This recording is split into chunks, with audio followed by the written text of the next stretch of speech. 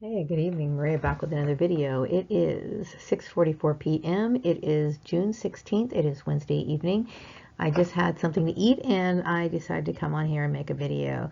I had a lot of things that were going on in my mind today from the time that I woke up today because I've been doing a lot of thinking about, life in general because that's what I do. All day long. And actually, I gained a lot of strength from my own thoughts and putting things into perspective. And I was thinking a lot about apologies and the sincerity of people. And, one of the things I've noticed and things that I've disagreed with a lot in my life, and I know most people, have always had issues with the way that I see things, but it makes sense to me, okay? And if you disagree, then you have the right to disagree. Whether you agree or not, do understand that the world is going to continue to to go on, whether we have these agreements and disagreements or not. But it's important for me to express my feelings on my own channel.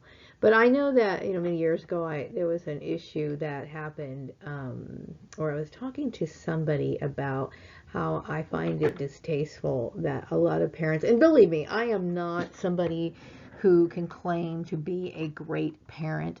I think I did the best I could based off what I had. But there are certain things that I think can make a person or contributes to the arrogance, the sociopathic type behavior of certain people. And I think, and I do believe that there could be, some people who are just born bad seeds. There could be a way that, bad people just somehow pop out evil, okay? No matter how well their family conducts themselves, no matter how many guidelines are placed in front of them, and how much support they have. It doesn't matter if they come from a single parent home or both of their parents are married or whatever. There are some rebellious kids in this world who just are just plain rotten. But I think the debate has always been, is this the nature versus nurture thing? Does this maybe something hereditary, or is it learned behavior? Sometimes it's a combination of both. And it's interesting because I like to look and observe people, which I've been doing for all my life. And there are certain things that I do believe are can put people in the wrong direction. And one of the things that used to really bug me, this is what the disagreement was about, is when kids are forced to say, I'm sorry, to, like, for example, they might do something to a kid, and the kid is crying, because this happened to me a lot. When I was growing up, I'd have some bratty kid, cause me some grief or whatever, and then the parent would find out, and the parent doesn't want any problems. They just want to smooth things over. So they'll bring the kid over to me or whatever, and they'll say things like, okay, Johnny, I want you to apologize. Say you're sorry. And this kid, they kind of mumble this half-ass apology underneath their breath. And then they go home as if that was something that it was noteworthy and they should be patted on the back for it. It's not at all. In fact, I knew even as a kid that he was just saying, or they were just saying these things just to kind of get off the hook and so they can go about their business, but they really didn't care about the consequences of their actions and how it affected me or anyone else that they chose to bully. So I disagreed with, people. I don't agree with, telling your kid to tell somebody that they're sorry, not because the person who is grieving doesn't deserve to be acknowledged, because they certainly do. But what the person really wants is they want to be understood. They want to be understood and they want the issue resolved, is basically what it is.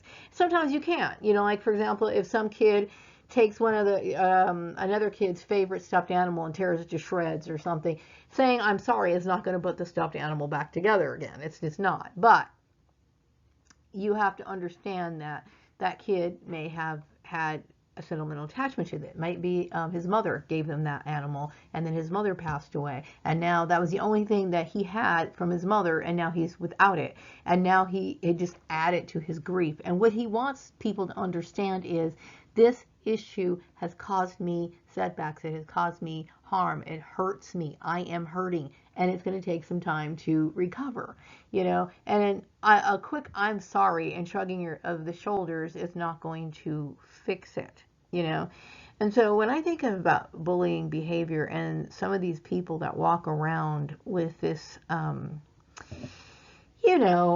this, they're insincere, you know what I mean? Some deliberately cause harm, and some do it on, without really any sort of conscious thinking or thought into it, but they cause problems for other people, and they don't seem to take any sort of responsibility for it, and they don't acknowledge the pain that they cause, okay? And so I have always found this distasteful, and so I think a lot of people are used to saying things that they don't really mean or fully understand. And so I think it's bad when parents do this, because the kid, now understands that if he says he's sorry, he can get off the hook, or he doesn't have to take responsibility or be concerned about how he affects the lives of his fellow man or his classmates or whoever, and that's my biggest issue with it. It's that they should understand that, like if a kid burns down an elderly person's home, and then the mom drags the kid over to where the house used to stand so she can make the kid apologize to the elderly person who's basically going to be homeless, and the kid just kind of shrugs his shoulders and says, oh, I'm sorry.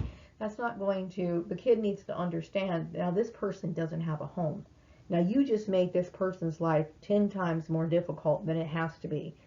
People should be held accountable for their actions, okay? Yeah, sometimes people do make mistakes, but they need to understand why, and they need to understand that the person is grieving and they need some sort of assistance. They dealt with a loss, and now they deserve some sort of compensation.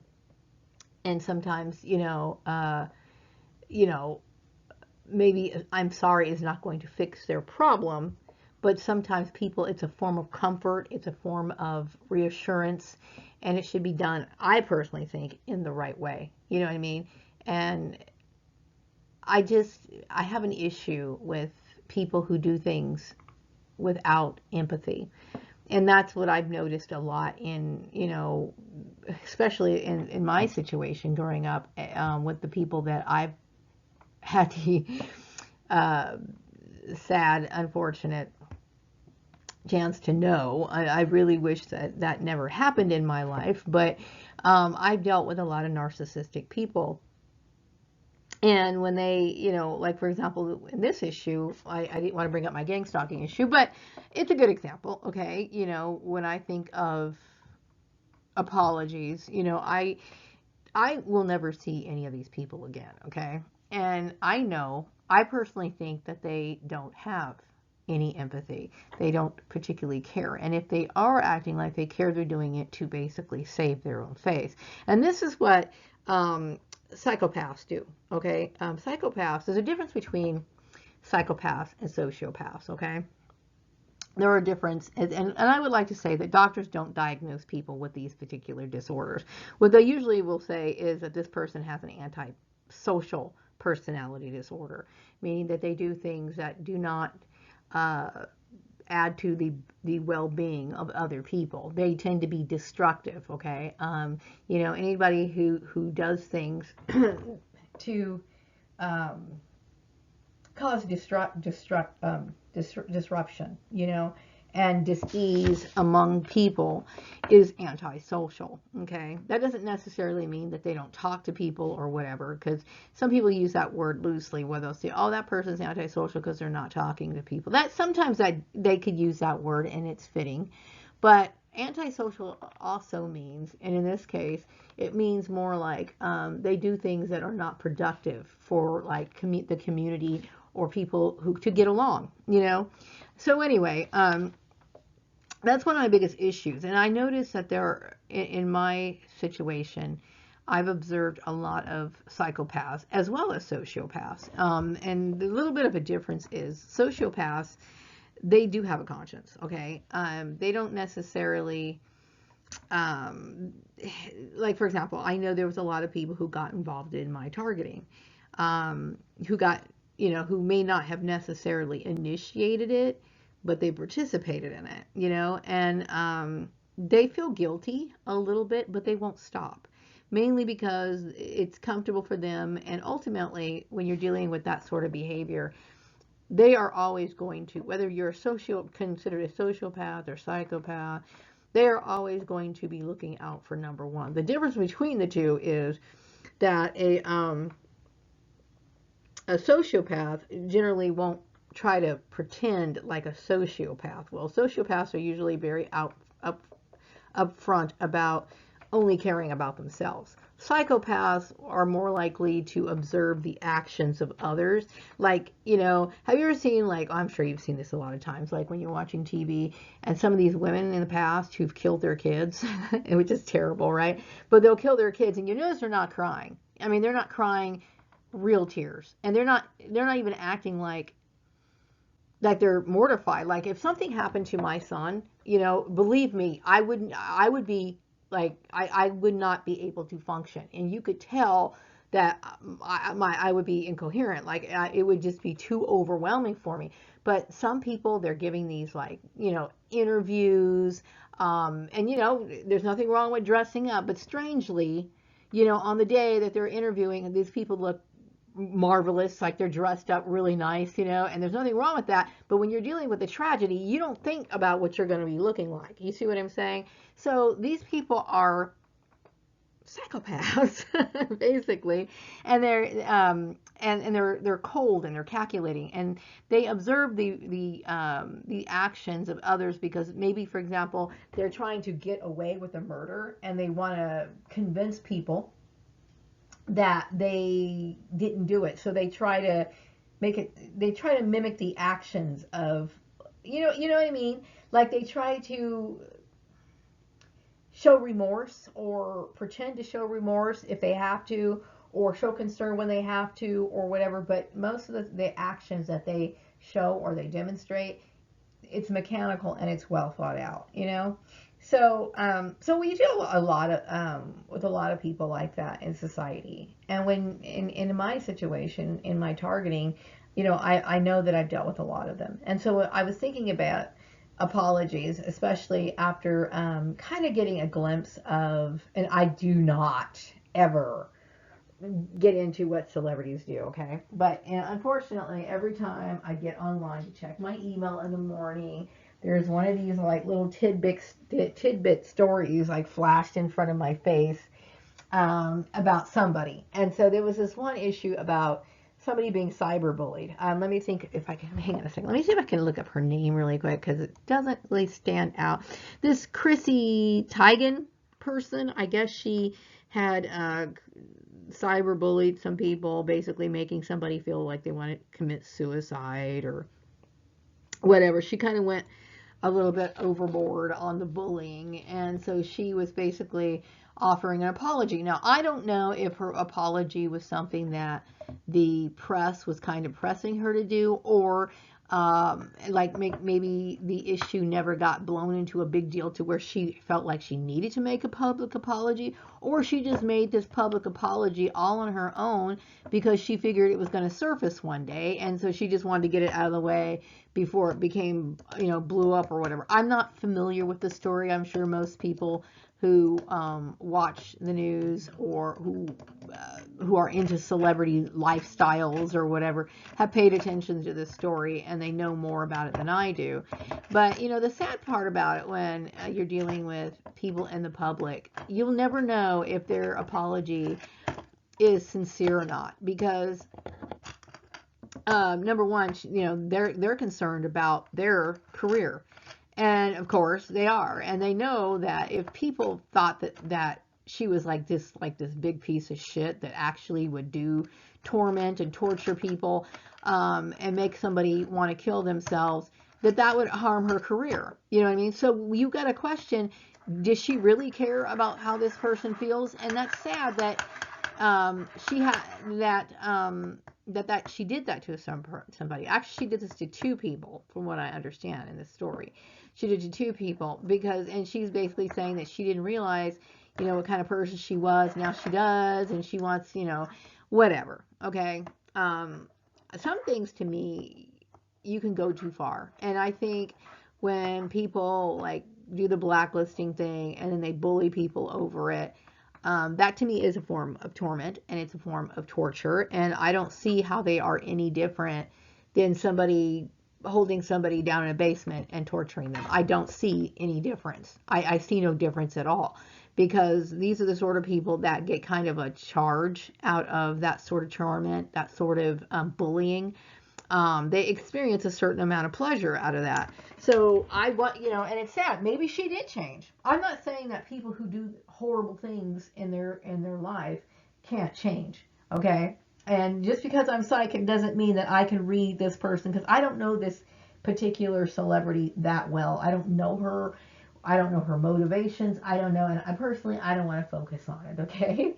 But I will say that if she is truly sorry, and she really is sorry. I mean, she thinks about what she did to this man.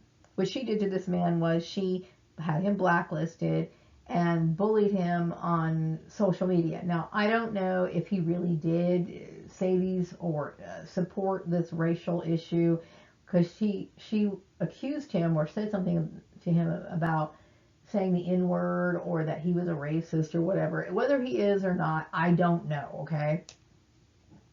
But if she basically threatened him, saying that she was going to influence other people to not work with him and that his career was over. To me, people need to understand and be held accountable for those actions, because basically when you're trying to blacklist somebody, you're basically trying to kill somebody. And not only is she trying to kill somebody, she's kind of bragging about it, and she's creating trauma in this person. Like, you're basically bragging that you have the power, even if it's illegal, but still, she has the power and the influence, because, this is Hollywood. Now, you talk about secret societies like that would happen to me in this community. The Hollywood elite are 10 times bigger, okay, than like the people that I knew who bullied me. So I wouldn't take it lightly, and it's completely understandable how this man would feel suicidal. You know what I mean? Knowing that his career is over, this is what he's planned to do all his life or whatever. He's put so much energy into it. He's not going to be able to meet the goals and the dreams that he ever had. And then if he is trying to, whatever, then, he's going to have to deal with a lot of bullying and whatever. And it leaves you in a complete and utter state of depression. And they are going to be demoralized and unhappy for a very long time. Now, from what I understand, I think this issue happened to him like in 2014, somewhere around the same time that I left a stupid farmer's place, right? But, so it's been a while, but, it's hard to know when people are really sorry once they go too far. Okay, and I know some people think, man, I think, Maria, your standards are so high that they seem unrealistic. I don't think so.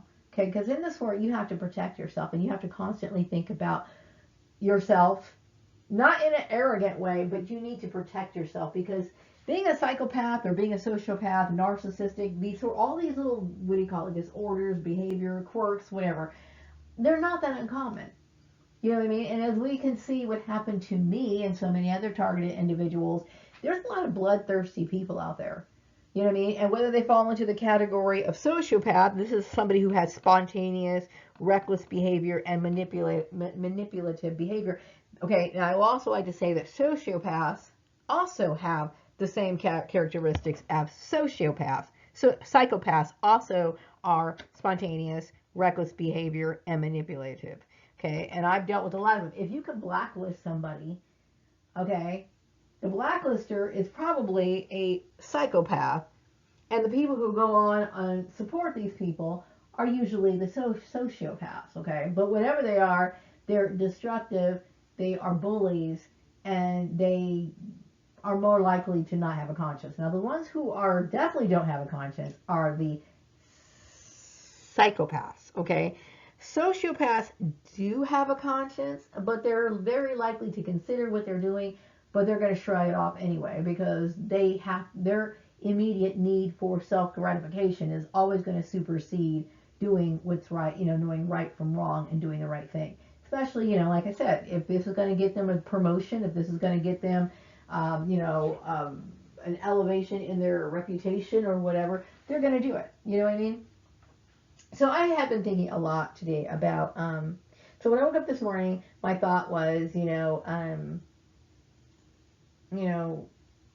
what starts this? Like, because I will never know the answer. And I know that this whole debate or study, I guess, of human behavior has gone on for a very long time. Okay, they've been studying what makes the components of what makes a person evil for before I was even born. Okay, but I also study it myself, because it's fascinating. But that was the first thing on my mind. It was kind of a coincidence. This whole Chrissy Teigen type story kind of rolled through, and I ended up looking at it. But everything happens for a reason, I guess. But in my mind, if she does apologize, or and she should do it in a way where she's not trying to grab attention for herself. Like if these two people that she offended, to me, this should be a very personal issue to where she does not bring any attention to herself. Okay, like she would call these people up on her phone and say, "Hey, you know what? What I did was wrong. What I did caused you a lot of harm. What I did made your life more difficult. What I did put you in a financial situation that you did not deserve to be in. Blah, blah, blah, blah, blah, blah." She should know everything that this person has to go through and perhaps will have to go through because of her actions. Okay? And if she acknowledges that and says it to him and acknowledges what she did, whether he chooses to forgive her, that's up to him. Okay? In my personal opinion, when people have gone too far, and to me, situations like this, it's too far. Like, that's going to sever a friendship. It's going to sever a relationship. To me, when I think about people who have the balls to do this to another person, that's almost like me. It's like me being confronted with somebody who put a knife against my neck or something like that. To me, that's attempted murder. You see, and it is. It's a very serious thing, and it's also basically somebody who's crazy enough to want to bully a person to that point is somebody that I'm not comfortable being around. So that severs those ties. Some people say, well, forgiveness is something that you should do not to let the other person off the hook, but it's something that you should do for yourself. I'm going to say, I think a lot of people who've dealt with bullying or some sort of trauma, and that's what it is, it's trauma, when somebody plays with your life and then kind of taunts you and they think it's funny and they want to continue doing it after you told them not to do it. Torturers, terrorists, I'm going to label these people as terrorists, people who fall under this category.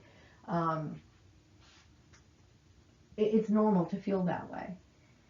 And it's better to, it's difficult to move on from that. Anybody who's dealt with narcissistic abuse, which I've seen these people on these websites, a lot of my Facebook groups are based on narcissistic support systems.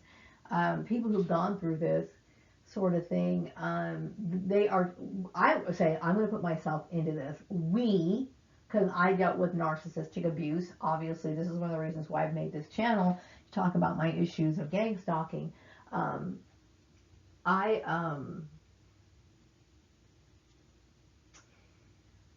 want very much to move on. And what I mean when I say that forgiveness, I can't forgive that. I can't, like, when I think of forgive means to put it to rest and wish this person well for the rest of their life on their journey and get on with my life and forget about it. So that way everybody parts with a clean conscience, or a what do you call a reasonable agreement, meaning that let's, like, I don't wish these people harm. Like, I'm just letting it go, and I don't wish these people harm. I will say that I do not actively do anything that's going to cause these people harm. I will not do anything like egg their house, go by their home, or try to blacklist them or try to bully them. I'm not trying to retaliate in any way. Okay, I never have tried that. But do I wish that somebody would give them a dose of their own medicine? Do I wish that they would be taken off this planet? Do I wish those things? Yes, I'm going to tell you right now, I do. I do. Okay. And I think a lot of people are uncomfortable with saying their true feeling about this issue because it sounds like, for some people who have, like, maybe certain religious beliefs or whatever, they don't want to feel like it sounds like against, like Jesus, like, he talks about forgiving people, and they feel like they're falling short of that requirement because it's difficult to forgive somebody who would do that to you, to torment you, to torture you, to bully you, to strip you from everything that you have, and blah blah blah blah blah. In my view, and I've never claimed to be anything that I'm not. I guess I'm more of a realist about certain things, and I don't believe that I can ever forgive whatever happened to me, and I won't. Okay, but I think what I'm trying to do, what so many other people are trying to do, is put it to rest. You know what I mean? And so instead of me like wishing these people well and parting, I just want to forget that they ever existed. Seriously, that's my issue. That's what I try to work on every day. It's hard, okay, but that's pretty much where I'm at. If if these people were sorry, they never made any attempt. What shows that they're not sorry is they let me walk away to carry a burden of severe depression for the rest of my life. Okay, they left me with the feeling of being bullied, also being what do you call, ostracized from my own blood relations, even though I don't really give a shit. But they let me carry on the burden of their bad reputation that they claimed that I had. They smeared me. They, did all these sort of things, and they let me walk away carrying all of that. No, they're not sorry. Okay, they're not sorry at all. And I don't, and it's questionable when you hear these public apologies, because you wonder, are these people really sorry, or they're just trying to keep up appearances, making themselves seem like they're genuine? It's hard to tell. You know what I mean? And that's one of the reasons why I do create those boundaries. And I do believe in forgiveness. Like, for example, if somebody broke one of my dishes that, or something that was somewhat valuable to me, like they accidentally dropped it and they said they were sorry, of course I'm going to forgive them, okay? But when people make a plan, okay, and they put it in place and they go on for years and they see you over and over and over again talking about this, and they see your stress level, and they see what it's causing you and the pain that it's causing you, and they continue to do it, they are no different than a fucking murderer, a torturer. Like I said, somebody who chain you down and hold you down and fucking do all kinds of weird shit to you. No. No, you would not forgive. I cannot forgive somebody like that. But, and no, I would like to say and reiterate that none of my perps have ever made any attempt to apologize to me in any way. And if somebody says, oh, well, they probably still stalk you in your environments or whatever, that doesn't do me any fucking good. That doesn't do me any good. If they really cared, they would do what their conscience told them to do. They don't have a conscience. You see what I'm saying? But my thoughts this morning was not really on them specifically.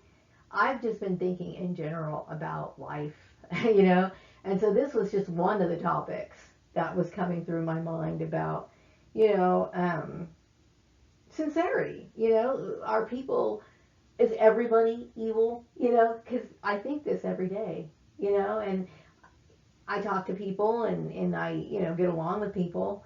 But like I said in one of my other videos, like I've only dealt with evil, immoral people all my life. I've never dealt with anybody who I felt, now looking back in my life, was very sincere, or even somebody that I would truly consider my friend. Like, you know, I've had lunch mates and kids that I would hang out with at school, and these same kids that I hung out at school, as we got to turn adults, were talking about me on Facebook and tried to kill me, basically. So I'm wondering, like right now, is like, I don't, you know, I look at people in a completely different way now, you know, and I understand like what my dad was telling me when I was younger, about how he didn't trust people and didn't like people, and you know, and I know I sadly see what he's talking about. And I think this is something that you only really see when you're an adult, because as a kid, you don't see how people can be evil, because you don't understand the complexities of, you know, people and their ego. You don't understand how people will use race or religion or whatever they possibly can to throw you under the bus to get whatever they want to. You know what I mean? We do live in a world that's filled with psychopaths and sociopaths and all these other people and these mental disorders, that some people look at them as mental disorders. You know, because I'm a spiritual person, I sometimes wonder, and I personally do believe, okay, that a lot of these mental disorders that are explained through science, I guess. I laugh when I talk about science, but well, when they, you know, that are explained through science, to me, could very well be demonic possession. I personally think some of it is, like the kind of person, anybody who would torment a person. And when I mean torment a person, you know this person's going through psychological distress, and you enjoy seeing them going through psychological distress and continue to do this. I think you're demonic. You know what I mean? So anyway, I wanted to just come on here and make this little video really quick. I didn't want to be in the video this time. So I kind of sit back and just kind of wanted to talk a lot. You know, I really want to talk and get my feelings out. Sometimes I think writing for me is better, because I don't forget things that I think are important, but I didn't have time to write things out. And I'm trying to take more care in what I do, you know, in the next upcoming videos. Like I said, in one of my videos I did maybe about 2 weeks ago. I'm starting to lose track of time. Every goddamn day is pretty much the same. Okay. Go to work, come home, and then when I come home, it's like, there's really nothing to do, sit here and like read a book or whatever. But it's still, my life is not very exciting at the moment. But you know, I want to talk more about, you know, things that are important to me, and you know, kind of move away from the whole gang stalking thing. But mostly what I'm going to be talking about on my channel, I just told my son last night, I want to start talking about the paranormal. I had a paranormal channel about 2 years ago, and this is when this whole thing started kind of taking off, and the weird, mysterious bullying started in 2009, no, 2008 or 9. Going back, reference some of my older videos if you care to figure out exactly what I'm talking about, when all this stuff started happening. But I had created a YouTube channel back in 2008 or 2009. I'm going to say 2008, and it really started doing really well. I had like, I started the channel, and like within 2 weeks I had like over 2,000 subscribers. Okay, so obviously I was pretty good on YouTube. I mean, and it was great. I was having a great time. And then all of a sudden, I noticed I started getting weird comments, and then I would go on other social media sites, and then I was dealing with the cyberbullying from the same group of people who later blacklisted me, okay? So, so this has been going on for quite a while, so I stopped it. And I do know that they used a religious campaign against me, you know, the whole Maria doesn't go to church type stuff, and then everyone turned against me, and it was just like this big nightmare or whatever. But I'm picking up where I'm leaving off is what I'm trying to do. And so there's some really interesting videos that I want to cover, and I want them to be well thought out, meaning I want all my references, you know, there, and you know, to where I can easily communicate them, and have illustrations to, you know, provide to people so that they understand more. You know what I mean? So I want to perfect my video presentations, and this is what I really think is important, because I've always was a good writer. People used to always say, "Gosh, you write so well. You write so well," and I want to start taking advantage of that, because I really do write well, and I think that when it comes to um, conveying information or whatever, I do a good job at that. So I think when it comes to research, I've always done good reports and essays and stuff like that. So now it's like I want to pull all these skills that I have and put them into a good working order and do something productive with it, because I need to rediscover my enthusiasm for life again. Because the sad part about bullying is that it does destroy a lot of that. This man that was talking about how he openly admitted that he felt like committing suicide, I relate to what he's talking about. Okay, now obviously I'm still here. Okay, but what these people do is they destroy your life. And this poor man's life is destroyed. Hopefully he can pick himself back up and get back on his feet, but it does take a lot out of you. Because in my case, they were basically saying, we don't want you sewing, we don't want you wearing these clothes, we don't want you doing this, we want you to go back to your weird husband who fucks his mom, we want him to do this, this, this, and this. I go, what else would you do? I think it's a completely normal reaction to want to blow your goddamn brains out. Because you're going to be living a life, you're going to be forced to live a life that you don't want. You see what I'm saying? And guess what? Your perpetrators don't really care how you feel. You know what I mean? Guess what kind of category they fall under. But anyway, so you can understand what hopefully you can understand what I'm talking about. So I'm going to wrap this video up. I will be working on my little video idea Saturday. I'm going to be writing everything out. I do notice that a lot of people do YouTube videos using PowerPoint, and sometimes they insert like these mechanical voices to cover their script. I don't like the idea of that. But one of the things I don't like about me, just like if I was to write it and speak it, I've noticed like in the different, when I do different slides or whatever, like my voice might be higher in one and it might be lower in the other. So it's like I need to learn more about consistency and how my voice, you know, the pitch, and I need it to be like straight across the board instead of all these fluctuations in it. And because of that, I don't have the experience. I lack that experience. Okay, I have the writing skills. I have the ability to write things in order to explain, like a good essay, research. I know how to do all that.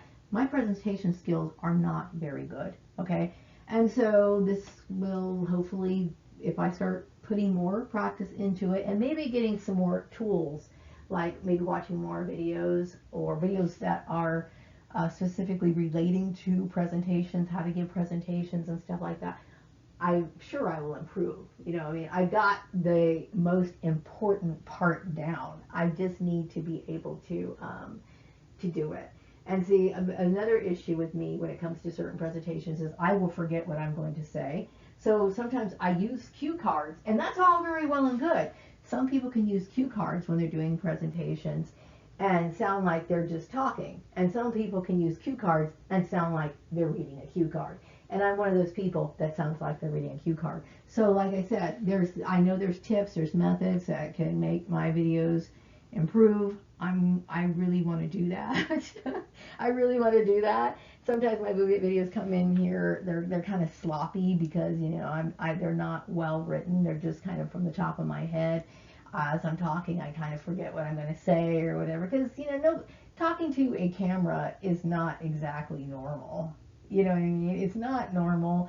But like within regular conversation, it's a little different. So, you know, it is what it is. But there's people who have perfected their skill, and that's what I really want to do myself. So anyway, I'm going to wrap up this video. I hope you all have a wonderful evening. I will be back with another video sometime later. Take care.